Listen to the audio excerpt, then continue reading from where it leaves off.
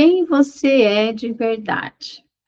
Afinal de contas, quem é você? Essa pergunta pode percorrer muitas possibilidades de respostas. Porém, talvez você tenha respondido essa pergunta já muitas vezes na sua vida, com o seu nome, com a sua profissão, com o que você conta da sua história. Mas eu gostaria hoje de ir um pouquinho além. Quem é você quando ninguém espera nada de você?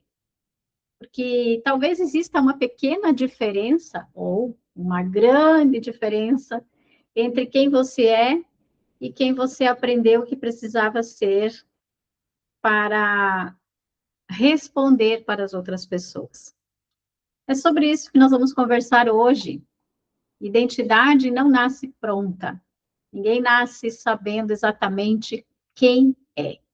Nós vamos descobrindo ao longo da história, ao longo da nossa vida, na família, na escola, nos relacionamentos, no trabalho. E em cada instante e em cada ambiente, aprendemos mensagens sobre quem nós deveríamos de verdade ser. Algumas destas informações que aprendemos fortalecem nossa identidade e outras nos afastam dela. Muitas vezes nós nem percebemos, nós passamos a viver tentando corresponder às expectativas. E muitas pessoas podem se perguntar, afinal de contas, quem sou eu de verdade? Quando alguém fala, por exemplo, em crise de identidade, muita gente imagina uma pessoa completamente perdida, sem saber o que fazer da vida. Mas na prática clínica, isso nem sempre acontece. Na maioria das vezes, a crise de identidade é silenciosa. A pessoa continua trabalhando, continua cuidando da família, cuidando das contas, continua sorrindo, mas aos poucos ela vai deixando de reconhecer a própria vida. E hoje eu quero mostrar alguns sinais que podem indicar que você pode ou não, né, estar vivendo mais em função das expectativas do que da sua própria identidade. Pense em quantos papéis que uma pessoa pode desempenhar. Filho, mãe, pai, profissional, pode ser um parceiro, um papel de amigo, de líder. Papéis fazem parte da vida. O problema começa quando nós acreditamos que somos apenas estes papéis. Porque quando um deles termina ou muda, muitas pessoas sentem que perderam a própria identidade. Na verdade, talvez eles tenham perdido realmente, mas não a identidade, o papel. Como que isso acontece ou aparece, melhor dizendo, na nossa vida? A pergunta que eu costumo fazer é o seguinte: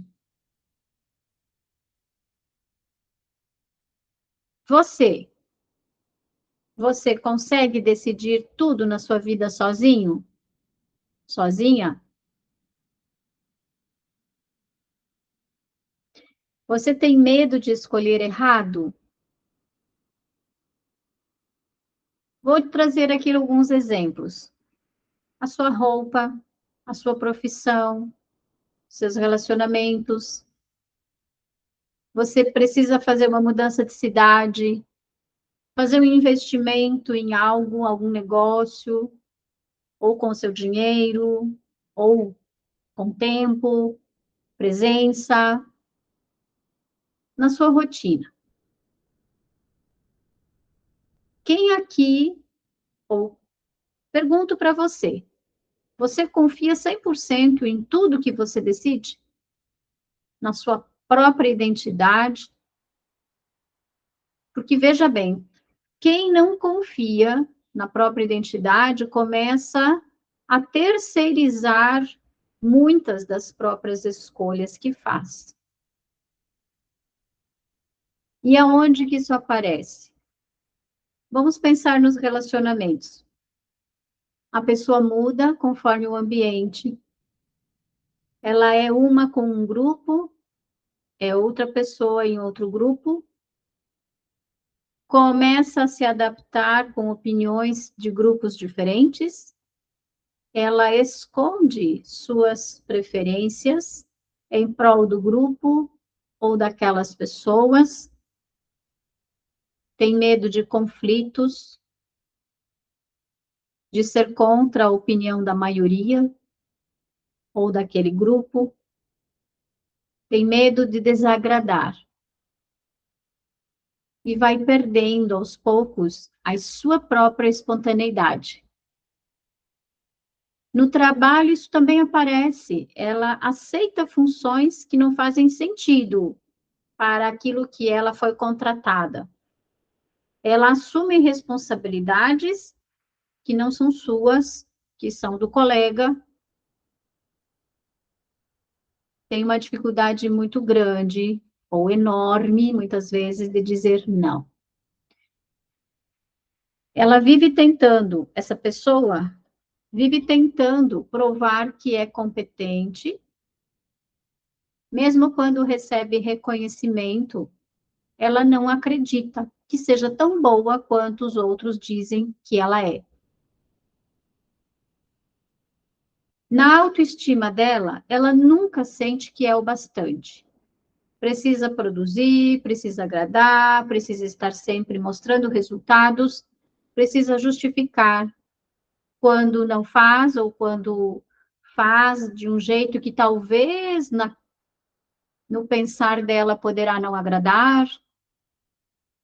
A autoestima fica totalmente dependente da resposta do outro. E como percebemos isso em outros aspectos? É uma pessoa que nunca consegue dizer não e precisa agradar todo mundo de forma geral. É aquela que sente culpa quando escolhe algo para si.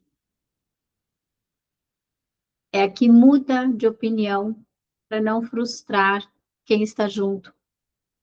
Decide fazer aquele passeio porque a maioria decidiu, ou o amigo, ou a amiga, ou as amigas, ou o namorado, ou a namorada que decidiu. É uma pessoa que vive tentando provar o seu próprio valor, muitas vezes nem aparecendo. E nenhum desses comportamentos surge por acaso. Muitas vezes eles revelam uma identidade que foi construída mais para ser pertencimento, do que para ser autêntica. E o corpo também participa, por incrível que pareça. Nós sabemos que o nosso corpo não fala sozinho, né? Mas também ele não está separado da nossa história. E quando uma pessoa permanece por muito tempo vivendo conflito consigo mesmo, podem surgir manifestações fisiológicas relacionadas ao estresse, ao sofrimento emocional. Por exemplo, uma pessoa que tem tensão muscular constante, persistente, dores cervicais, dores nos ombros, cefaleias, dores de cabeça tensionais, dores de cabeça geradas por excesso de tensão. Não é porque você comeu algo estranho, diferente. Pessoa que vive em constante cansaço, fadiga,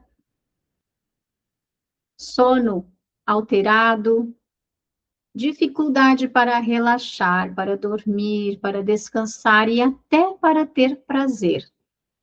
Exatamente. Em situações simples, como comer, caminhar, dançar, namorar, passear, desfrutar de um lugar, de um ambiente, também é uma forma de ter prazer. Desconfortos gastrointestinais, digestivos, azia, a gente fala que a azia não é só o medo, mas também pode estar escondido aí muitas outras coisas relacionadas ao estresse em algumas pessoas. Alterações de apetite, sensações frequentes de esgotamento. Quando a gente fala alterações de apetite, pode ser para mais ou para menos.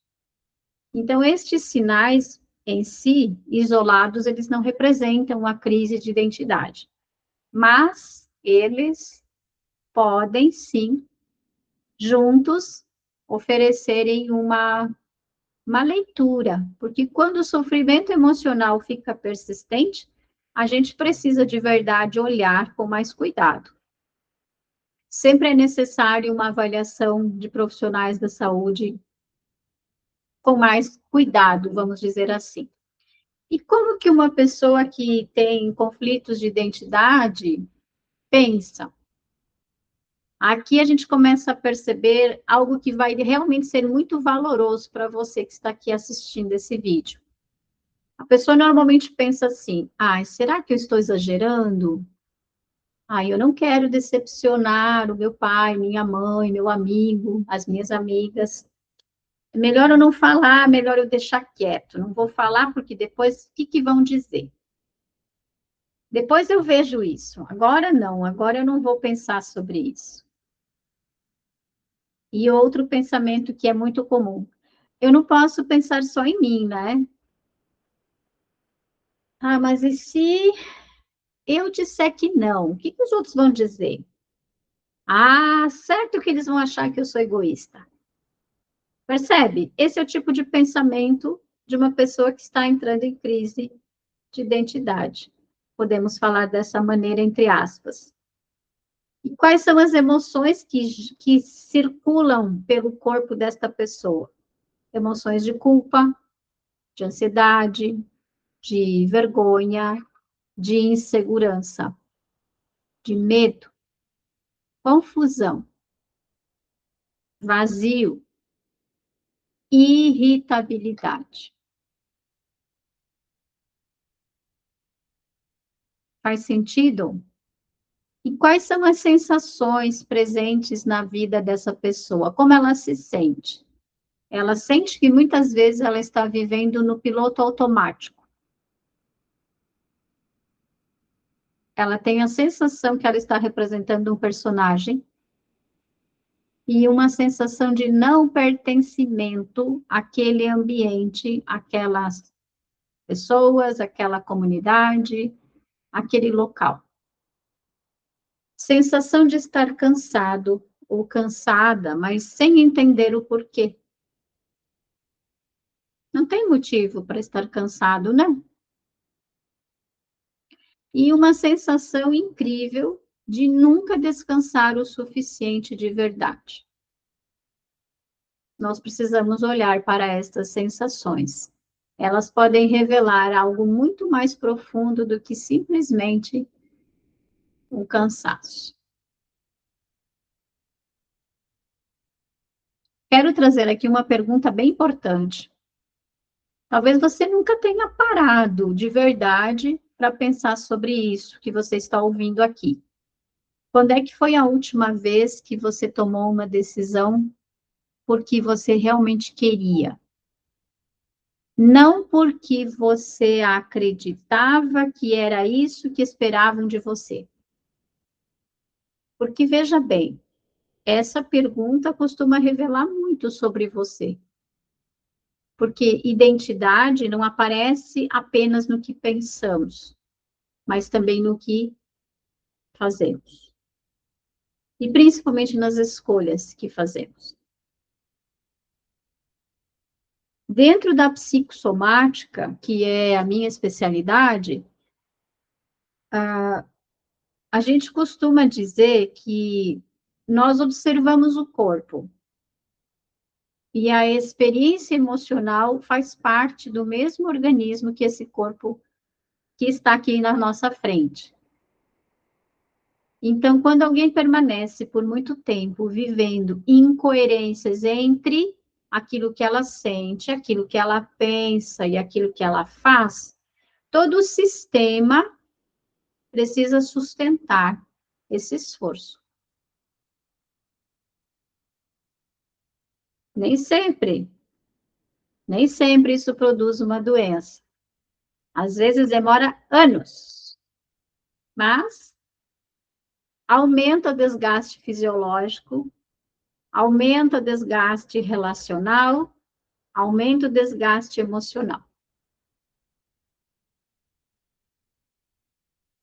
A gente não pode ser antiético e nem inconsistente porque trabalhamos com psicossomática, né? Mas, no entanto, contudo, porém, precisamos evitar simplificações.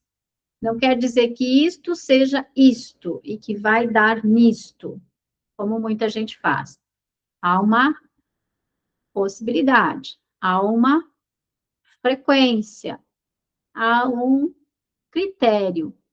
Porém, é importante a gente lembrar que nem tudo é psicossomático, mas que a gente precisa olhar com cautela. Porque desgastes constantes focados no mesmo objetivo normalmente tendem a causar realmente alguma dificuldade. Durante esta semana, eu vou pedir para você fazer um pequeno exercício. Sempre que você precisar tomar uma decisão importante ou uma decisão simples, se pergunte: eu estou realmente escolhendo isto porque faz sentido para mim? Porque se eu tenho medo, o que os outros vão pensar? Percebe que daí você está tomando uma decisão em função do outro, do ambiente? Essa é uma pergunta que pode abrir muitos caminhos importantes no teu autoconhecimento. E vocês me pediram no privado, Vera, fala para nós algumas dicas, né? Eu não gosto dessa palavra, mas quais são as perguntas que podem indicar, então, sim, perda de identidade? Presta atenção aqui, pega seu caderno e anote. Você consegue de verdade dizer realmente aquilo que você pensa? Aquilo que você realmente gosta? Quando é que foi a última vez que você tomou uma decisão apenas porque fazia sentido para você? Você sabe diferenciar aquilo que você deseja daquilo que esperam de você? E mesmo assim escolher aquilo que você deseja? Sem sentir culpa? Sem sentir frustração? Sem se sentir a diferentona ou o diferentão? Você consegue sustentar uma escolha, mesmo quando ninguém aprova você? Você sabe dizer não sem sentir culpa o tempo todo? E se todas as pessoas parassem de opinar na sua vida, a partir de amanhã ou de hoje, quanto da sua rotina continuaria igual? Conta para mim.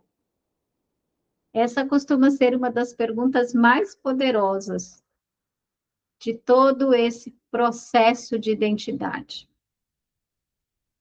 Hoje eu quero deixar apenas uma pergunta para você como exercício. Em quais momentos da sua vida você sente que está sendo você? E em quais momentos você sente que está apenas tentando corresponder às expectativas dos outros. Anote essas situações durante uma semana. Hoje, para quem está aqui acompanhando a temporada 2, é uma segunda-feira. Anote isso até sexta-feira para você fazer uma análise de você mesmo. Pode ser o começo de uma reorganização, sim, muito importante. Leve isso para o seu acompanhamento terapêutico, que com certeza você terá muitas respostas positivas para você. Positivas que a gente diz de transformação. Talvez você não tenha realmente perdido quem você é. Talvez você esteja apenas passando um tempo demais, tentando manter tudo aquilo que esperavam de você. Recuperar a sua identidade não significa que você vai ser uma nova pessoa. Não. Significa que você vai reconhecer aquela pessoa que sempre esteve ali, mas que foi ignorada. Descobrir quem se é verdadeiramente não acontece da noite para o dia. É um processo, uma construção. Muitas vezes até podemos chamar de uma redescoberta. É um nome muito lindo, mas talvez você não precise criar uma nova identidade, não. Talvez você precise apenas retirar aquilo que aos poucos foi sendo excesso e que nunca de verdade pertenceu a você. Se essa conversa fez sentido, acompanhe a série Direcionamento Real. Ao longo dessa temporada, nós vamos compreender como que a identidade se forma, como ela pode afastar-nos da nossa essência e como podemos reconstruí-la com mais consciência. Até o próximo vídeo. Muito obrigada. E se você ainda não é inscrito, se inscreva no canal para acompanhar toda a série. Um grande abraço e até o próximo vídeo.